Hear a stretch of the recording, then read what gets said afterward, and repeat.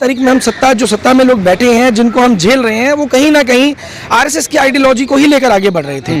और आरएसएस की आइडियोलॉजी देश तोड़ने की आइडियोलॉजी है, देश जोड़ने की आइडियोलॉजी नहीं है। अगर उनकी आइडियोलॉजी देश जोड़ने की आइडियोलॉजी होती तो पाकिस्तान भारत से अलग ना होता। रोहिंग्या आके यहाँ बस गए, बांग्लादेशी आके यहाँ बस गए। आज जब श्रीलंका में पड़ोसी मुल्क में ऐसा हुआ है तो आपको जब वो पनाह देनी पड़ रही है, तो आज आपकी वो दोगली नीति जो है वो खुलकर सामने आ रही है। इमरजेंसी का मतलब होता है कि तानाशाही को जनता के ऊपर थोप देना। पहले तो जनता के ऊपर नेता मिलकर अत्याचार करें, जनता को गरीब बनाकर रख दें, और बाद में अगर जनता अपना हिसाब मांगने आ जाए तो जनता के ऊपर इमरजेंसी थोप दें। यहाँ के देश के जो अगर नेता भागना चाहेंगे, नरेंद्र मोदी कहीं भागना चाहेंगे या कोई और नेता भागना चाहेगा, एयरपोर्ट तक भी नहीं जाने देगी देश की जनता। तो जाइए, ये 2024 तक भी सत्ता चल जाए तो बहुत बड़ी बात है, लेकिन नेता जो है वो जनता को अपना गुलाम समझते हैं।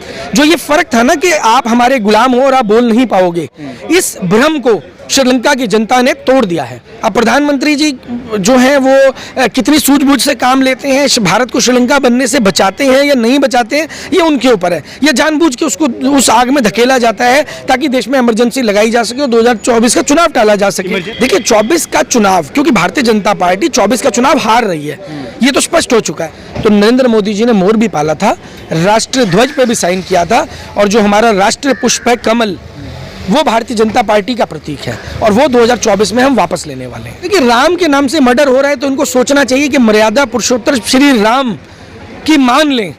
अगर भगवान राम को कहीं गुस्सा आ गया तो क्या होगा? कि जुमला वीर, माफी वीर, ये सब चीजें लोकसभा में बैन कर दी गई हैं, लेकिन जुमला बोलने वाले लोग लोकसभा में बैन नहीं है। जुमला छोड़ने वाले लोकसभा में जा सकते हैं, झूठ बोलने वाले लोकसभा में जा सकते हैं, लेकिन वहां इन शब्दों का प्रयोग नहीं किया जा सकता। नमस्कार, मैं हूं देव बिस्मय, आप देख रहे हैं लोकतंत्र टीवी। पटना एसएसपी मानवजीत सिंह ढिल्लों ने कहा कि आरएसएस जो है वो पीएफआई के समानांतर काम करती है, यानी कि दोनों जो है यहाँ के हिंदुस्तान के बच्चों को ट्रेंड करती है, और कई ऐसे दस्तावेज भी मिला है जो भारत को इस्लामिक कंट्री की तरफ लेके जाने वाली है। ऐसा कहना मानवजीत सिंह ढिल्लों का है, जो फिलहाल इस वक्त जो है एसएसपी पटना है। इस वक्त हमारे साथ मौजूद हैं हरप्रीत सिंह सैनी जी। सर, क्या देख रहे हो, पटना एसएसपी ने जो कहा उसको कैसे आप देख रहे हैं? देखिए, मैं ये मानता हूँ कि जो पटना एसएसपी का बयान है वो एक बहुत ही सूझबूझ के साथ दिया गया बयान है, और हमें लगता है कि जो उन्होंने बयान दिया है वो बिल्कुल सच है। और ये जो आज की तारीख में हम सत्ता में लोग बैठे हैं, जिनको हम झेल रहे हैं, वो कहीं ना कहीं आरएसएस की आइडियोलॉजी को ही लेकर आगे बढ़ रहे थे। और आरएसएस की आइडियोलॉजी देश तोड़ने की आइडियोलॉजी है, देश जोड़ने की आइडियोलॉजी नहीं है। अगर उनकी आइडियोलॉजी देश जोड़ने की आइडियोलॉजी होती तो पाकिस्तान भारत से अलग ना होता। तो अब क्या विकल्प, क्या ये सिलसिला जारी रहेगा? वो कह रहे हैं इस्लामिक राष्ट्र बनाने के भी कई दस्तावेज सामने आए हैं। देखिए, इस्लामिक राष्ट्र बनाना तो देश को संभव नहीं है। ना देश इस्लामिक राष्ट्र बन सकता है, ना देश हिंदू राष्ट्र बन सकता है। ये एक सेकुलर राष्ट्र था, ये एक सेकुलर राष्ट्र है, और हर हाल में ये एक सेकुलर राष्ट्र ही रहेगा। यहाँ रहने का, जीने का अधिकार हर व्यक्ति को है।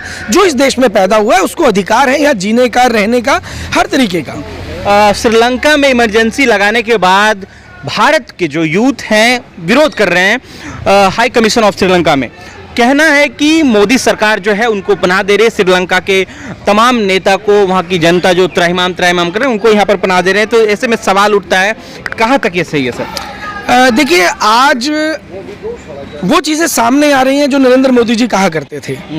रोहिंग्या आके यहाँ बस गए, बांग्लादेशी आके यहाँ बस गए।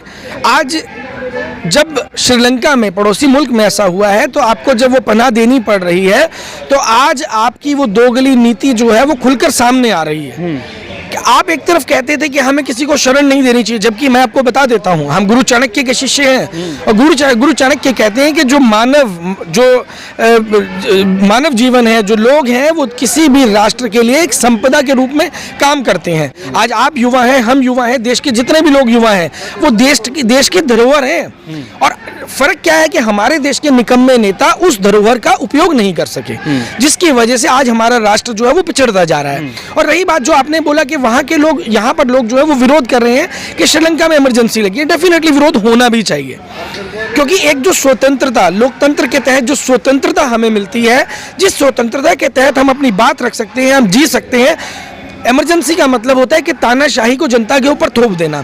पहले तो जनता के ऊपर नेता मिलकर अत्याचार करें, जनता को खाने ना दें, जनता को खाना ना कमाने दें, जनता को रोजगार ना दें, जनता से शिक्षा छीन लें, जनता को गरीब बनाकर रख दें, और बाद में अगर जनता अपना हिसाब मांगने आ जाए तो जनता के ऊपर इमरजेंसी थोप दें। संभव नहीं है, ऐसा नहीं होगा, ऐसे देश नहीं चलेगा। तो कह रहे हैं कि उधर भी धर्म का पट्टा पर है और हिंदुस्तान में भी धर्म का चक्कर। बिल्कुल सच है, लेकिन जब हम भारत से जोड़ रहे हैं तो ये बात मैं आपको बता देना चाहता हूँ कि हम ये बात श्रीलंका के विषय में कह रहे हैं, लेकिन लोगों को लग रहा होगा कि ये बात भारत के विषय में कही जा रही है, क्योंकि यहाँ भी ऐसा ही हो रहा है। लेकिन हम ये मानते हैं कि जैसी स्थिति श्रीलंका में हुई है, भारत में ऐसी स्थिति नहीं होनी चाहिए। यहाँ पे पॉपुलेशन बहुत ज़्यादा है, अगर यहाँ ऐसी स्थिति होती है तो यहाँ के नेता जो है वो भाग भी नहीं पाएंगे। यहाँ के देश के जो अगर नेता भागना चाहेंगे, नरेंद्र मोदी कहीं भागना चाहेंगे या कोई और नेता भागना चाहेगा, एयरपोर्ट तक भी नहीं जाने देगी देश की जनता। आज देश भूखमरी के कगार पे पहुंच चुका है। नरेंद्र मोदी भागेंगे नहीं, अभी राज करेंगे 30 साल। अमित शाह ने क्या दिया, 50 से 30 साल आ गए वो। देखिए 50 से 30 आ गए हैं। हाँ। अभी अब देखते जाइए, ये 2024 तक भी सत्ता चल जाए तो बहुत बड़ी बात है। आज की तारीख के अंदर देश की जो स्थिति है वो किसी से छुपी हुई नहीं है। आप किसी को भी कहते रहिए महंगाई नहीं बढ़ रही, जब गरीब आदमी आटा खरीदने जाता है, दाल खरीदने जाता है, तेल खरीदने जाता है, तो क्या आप उससे छुपा लेंगे कि महंगाई नहीं बढ़ रही है? जब वो गाड़ी में पेट्रोल डलवाएगा, डीजल डलवाएगा, क्या उसे मालूम नहीं है महंगाई बढ़ रही है? हर चीज खुलकर सामने है। हर व्यक्ति जब अपने बच्चों को पढ़ा रहा है, उसकी किताबों के ऊपर जीएसटी, मतलब आप देखिए भारत एक इकलौता देश बन चुका है जहां पर किताबों पर जीएसटी लग रहा है। तो ऐसे के अंदर जब महंगाई लगातार बढ़ती जा रही है, विदेशी मुद्रा भंडार जो है वो कम होता जा रहा है, और आने वाले समय के अंदर भी आपने देखा था पिछले समय में पेट्रोल की किल्लत शुरू हो गई थी। सर मुझे एक बात बताओ, आप श्रीलंका की बड़ी तारीफ करते हो, राष्ट्रपति भवन में घुस गए लोग, राष्ट्रपति के कुर्सी पे बार बार बदल रहे हैं लोग, कमेंट मीम दे रहे हैं कि हर 5 मिनट में राष्ट्रपति बदल रहा है श्रीलंका का। तो वहाँ की जनता तो बिल्कुल इस तरह खतरनाक तरीके से प्रदर्शन कर रही है। देखिए जनता जो है वो देश की मालिक होती है। आप सर उनका समर्थन कर रहे हैं श्रीलंका? मैं पहले अपनी बात पूरी करूंगा। जनता किसी भी देश की लोकतंत्र में मालिक होती है, लेकिन नेता जो है वो जनता को अपना गुलाम समझते हैं। जो ये फर्क था ना कि आप हमारे गुलाम हो और आप बोल नहीं पाओगे, इस भ्रम को श्रीलंका की जनता ने तोड़ दिया है। और आज सही मायने में जो देश का राजा, जो देश की जनता है, वो सिंहासन पर विराजमान है। और अभी यही नहीं, उन्होंने 2 दिन वहां रुककर ये साबित कर दिया है कि हम कुछ भी कर सकते हैं। लेकिन उसके बाद उन्होंने उस राष्ट्रपति जो भवन है उसको छोड़ दिया है, वहां से वो बाहर आ रहे हैं कि हम यहाँ से। सर ये लोग गलत कर रहे हैं ना, राष्ट्रपति भवन में घुसना गलत है कि नहीं? देखिए अब उसको देखकर प्रधानमंत्री के आवास पे लोग घुस जाएं तो ये भी गलत है। आप मुझे एक बात बताइए, देश की जनता को रोजगार ना देना सही है? देश की जनता को रोजगार ना देना, देश की जनता को शिक्षा ना देना, शिक्षा के नाम पे व्यापारीकरण करना, नेताओं के द्वारा स्कूलों को चलाया जाना, जनता को ठगा जाना, बार बार झूठे वायदे करके ठगा जाना, क्या ये सही है? आज अगर जनता अपनी संपत्ति, वो संपत्ति किसी और की नहीं है, देश की जनता की संपत्ति, अगर जनता अपनी संपत्ति नेताओं से वापस मांग रही है तो क्या गलत है? और होना भी चाहिए। तो पीएम आवास प्रेसिडेंशियल हाउस पे हमला कर देंगे? देखिए हमला अलग चीज है। वो आप गांधी को मानते हैं कि नहीं? बिल्कुल, हम गांधी जी के भक्त हैं, गांधी जी के सेवक हैं, गांधी जी के मार्ग पे चलते हैं। लेकिन जहां हिसाब की बात है तो गांधी जी ने भी कहा था कि हिसाब तो लो, हिसाब तो मांगो। अंग्रेजों से हिसाब मांगा था, तभी तो अंग्रेज सत्ता छोड़ के गए थे। और आज की तारीख में जो लोग जनता पे जुल्म कर रहे हैं, रोजगार नहीं दे पा रहे हैं, शिक्षा नहीं दे पा रहे हैं, स्वास्थ्य सेवा नहीं दे पा रहे हैं, तो क्या आपको लग रहा है जनता हिसाब भी ना मांगे? भाई हिसाब मांगेगी जनता, जनता का हक है। कह रहे हैं कि यहाँ के पीएम भी उसी तरह जनता के साथ व्यवहार कर रही है, जिसको लेकर कल प्रोटेस्ट भी हुआ, उन सभी लोगों को डिटेन कर लिया गया, जेल में डाल दिया गया।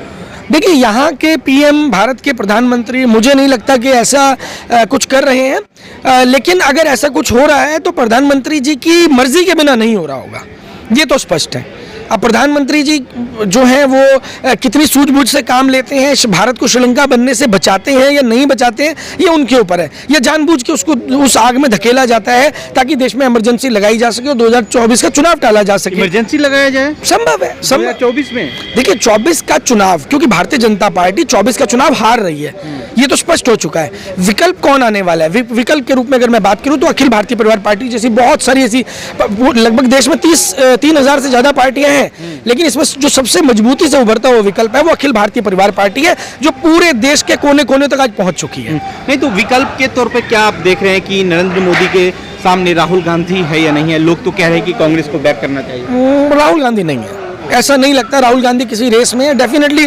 राहुल गांधी एक एनजीओ को बहुत अच्छा चला सकते हैं, वो एक बहुत टैलेंटेड व्यक्ति हैं, पढ़े लिखे व्यक्ति हैं, लेकिन हमारे देश की जो राजनीति है उसमें कहीं ना कहीं राहुल गांधी जो है वो फिट नहीं आते हैं। तो क्या एसएसपी पटना ने जो कहा कि पीएफआई के समानांतर है, आरएसएस इसको सही मानते हैं, सही करार देते हैं? देखिए, आरएसएस का तो मैं अगर आपको बात बताऊं तो जो श्यामा प्रसाद मुखर्जी थे, जिन्होंने जनसंघ का गठन किया, जो आरएसएस के संस्थापक थे, उन्होंने जिन्ना के साथ मिलकर सरकार बनाई थी, गृह मंत्री रहे थे उस वक्त में। तो आज की तारीख के अंदर अगर ये पाकिस्तान का समर्थन करते हैं तो इसमें कोई दो राय नहीं है। और जी, सुधीर चौधरी जी आज तक ज्वाइन कर लिए हैं, बहुत समर्थन मिल रहा है लोगों को। आपने कह रहा था नाक तोड़ दिया, अब देखिए कितना बड़ा। देखिए, समर्थन तो जनता का है, ये जनता को तय करने दीजिए समर्थन मिलता है कि नहीं मिलता है। ढकोसला करके समर्थन को साबित करना अलग बात है, और सही मायने में जनता के दिल में घर करना, जनता का प्यार प्राप्त करना, जनता के लिए काम करना एक अलग बात है। अशोक स्तंभ में सर छेड़खानी की गई है। देखिए, ये बड़ा दुर्भाग्यपूर्ण काम हुआ है जो देश में हुआ है। अशोका स्तंभ एक राष्ट्रीय चिन्ह है, राष्ट्रीय चिन्ह से छेड़छाड़ करने का अधिकार किसी को भी नहीं है, किसी को भी नहीं है। और इसकी इस परिप्रेक्ष्य के अंदर हम ऑलरेडी लोकसभा अध्यक्ष ओम बिरला जी को जो है वो ज्ञापन भेज रहे हैं, और क्योंकि ये उनकी मर्जी के देशद्रोह का मुकदमा भी हो सकता है नरेंद्र मोदी साहब पे। संभव है, होगा। राष्ट्रगान जो सरकारी चीजें हैं, देखिए, इन नरेंद्र मोदी जी ने कई बारी राष्ट्र प्रतीकों का अपमान किया है। जैसे मोर को पालना अपराध है, मोर को नहीं पाला जा सकता, राष्ट्रीय पक्षी है। तिरंगे के ऊपर साइन नहीं किए जा सकते, हमारा राष्ट्रीय ध्वज है। तो नरेंद्र मोदी जी ने मोर भी पाला था, राष्ट्रीय ध्वज पे भी साइन किया था, और जो हमारा राष्ट्रीय पुष्प है कमल, वो भारतीय जनता पार्टी का प्रतीक है, और वो 2024 में हम वापस लेने वाले हैं। वापस हो जाएगा? बिल्कुल होगा। वो राष्ट्रीय प्रतीक है, किसी एक व्यक्ति का हो ही नहीं सकता, एक व्यक्ति एक पार्टी का एकाधिकार उस पर हो ही नहीं सकता, संभव ही नहीं। कैसे लड़ोगे? इनके पास तो पूरा अमला है सर, पूरा देश है इनके। देखिए, हमारे साथ जनता का प्रेम है। आज लाखों की तादाद के अंदर लोगों का जो प्रेम हमें मिल रहा है, जो समर्थन हमें मिल रहा है, मैं आपको बता नहीं सकता हूँ। सुबह से लेकर रात को लगभग 2 बजे तक, 3 बजे तक लोगों की कॉल्स आती हैं कि सर हम आपके साथ जुड़ना चाहते हैं। तो पूरे देश में, केवल दिल्ली से नहीं, पूरे देश के अंदर जो टीम है वो जुड़ती जा रही है। एक बहुत बड़ी राष्ट्र स्तर पर एक क्रांति, क्योंकि जो भारतीयता की क्रांति हमने शुरू की है कि गर्व से कहो हम भारतीय हैं, ना हिंदू है, ना मुसलमान है, ना सिख है, ना ईसाई हैं, हम सब केवल और केवल भारतीय हैं। तो जो ये क्रांति चल पड़ी है, ये क्रांति हर घर में पहुंच रही है, देश के हर कोने में पहुंच रही है, हर गली में पहुंच रही है, हर मकान में पहुंच रही है। बीएचपी और बजरंग दल जबरदस्ती कहवा रहे हैं कि बोलो जय श्री राम। बुलवा लो, क्या फर्क पड़ता है? जबरदस्ती। राम जो है वो दिल में बसे हैं, राम दिल में बसे हैं। किसी के ऊपर राम के नाम से मर्डर तो हो रहा है ना? देखिए, राम के नाम से मर्डर हो रहा है तो उनको सोचना चाहिए कि मर्यादा पुरुषोत्तर श्री राम की मान लें।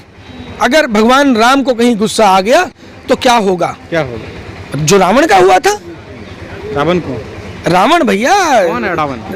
अरे भैया, श्रीलंका के जिनके 10 सिर थे, उनका जो हश्र हुआ। रावण कौन है? अरे भैया, हिंदुस्तान। डरो मत सर। नहीं, देखिए, डरने की बात नहीं है, लेकिन हर चीज की एक मर्यादा है। और अभी तो आप देखेंगे कि जुमला वीर, माफी वीर, ये सब चीजें लोकसभा में बैन कर दी गई हैं। ये सब इस्तेमाल नहीं। लेकिन जुमला बोलने वाले लोग लोकसभा में बैन नहीं है। जुमला छोड़ने वाले लोकसभा में जा सकते हैं, झूठ बोलने वाले लोकसभा में जा सकते हैं, लेकिन वहां इन शब्दों का प्रयोग नहीं किया जा सकता।